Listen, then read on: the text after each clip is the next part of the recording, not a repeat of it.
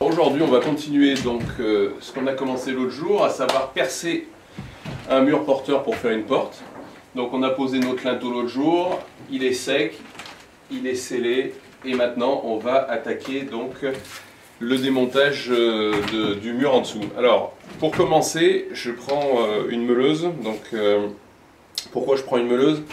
Parce que comme dessous on a des pierres, des pierres et des briques, on va essayer déjà de couper, de tracer la porte à la meuleuse pour que quand on va casser au marteau-piqueur, on abîme un peu moins les pierres qui sont sur le bord. Alors sur la meuleuse, j'ai monté un disque spécial matériaux, donc pierre, granit et autres. Alors là, vous remarquerez que je mets un masque parce que ça va fumer là.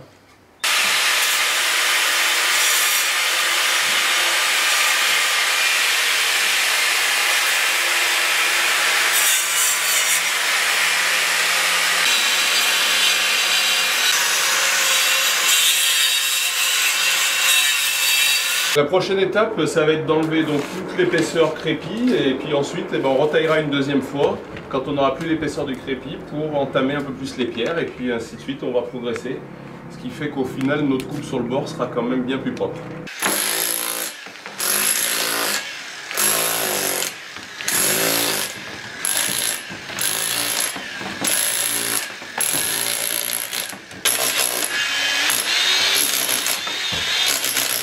Donc là, comme on le voit sur ces images, on avance donc sur le perçage du mur, où on a déjà commencé à enlever les pierres.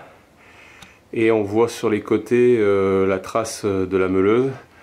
Et chaque fois qu'on enlève une épaisseur, on remet un coup de meuleuse, ce qui fait que ça fragilise les pierres du bord.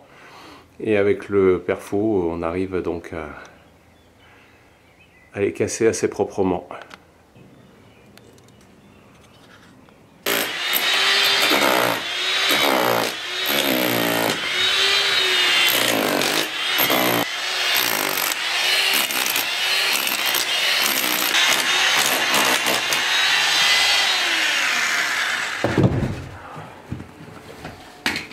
Ah, je vous cache pas que c'est un peu physique hein, comme travail quand même.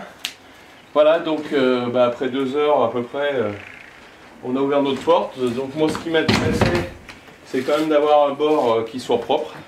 La prochaine étape pour finir notre encadrement de porte, ça va être de finaliser, d'enlever tous les petits bouts qui tombent, de refaire un enduit à la chaux avec des pierres et de faire quelque chose de propre, un tableau propre. Et on aura notre porte.